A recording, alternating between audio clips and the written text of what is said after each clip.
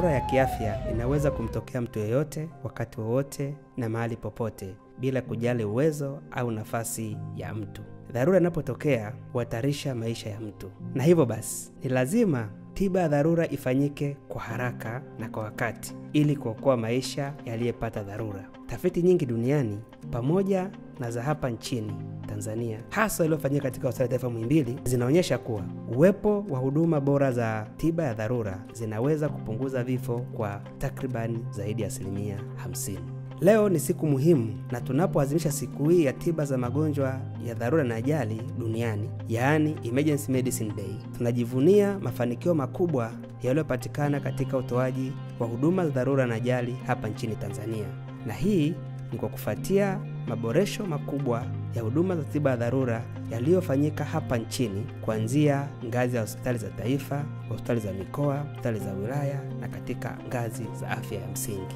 Hapa nchini Tanzania, baada ya kuanzishwa kwa idara ya tiba za magonjwa ya dharura na ajali katika Hospitali ya Taifa Muhimbili mwaka 2010 kama idara ya magonjwa ya dharura na ajali ya kwanza hapa nchini, ilionyesha mafanikio makubwa katika kupunguza vifo kwa zaidi ya 40% pamoja na kuboresha huduma za afya kwa ujumla. Kwa kuzingatia hilo, serikali kupitia Wizara ya Afya kwa kushirikiana na wadau mbalimbali wa afya iliweka nguvu kubwa katika kuendeleza huduma hizi mpaka ngazi ya jamii. Hii leo, tangu kuanzishwa kwa huduma za tiba dharura katika Hospitali ya Taifa Muhimbili hapa nchini, zimejengwa zaidi ya idara za magonjwa ya tiba na dharura na ajali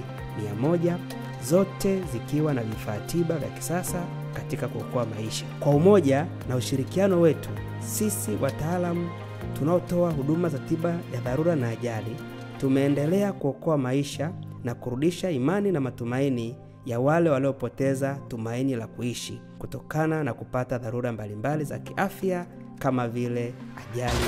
kuugua ghafla au pale linapotokea janga au maafa yoyote katika nchi yetu. Aidha, kwa kupitia chuo chetu cha afya na sayansi shirikishi Muhimbili, yaani MUHAS, pamoja na chama cha watoa huduma za tiba ya dharura na ajali, yaani EMAT, tumeendelea kutoa mafunzo mbalimbali ya utoaji wa tiba za dharura na ajali, kuendelea kuwajengea uwezo wataalamu wote wa afya pamoja na wale wanaoshuhudia dharura zinapotokea maeneo mbalimbali hapa nchini.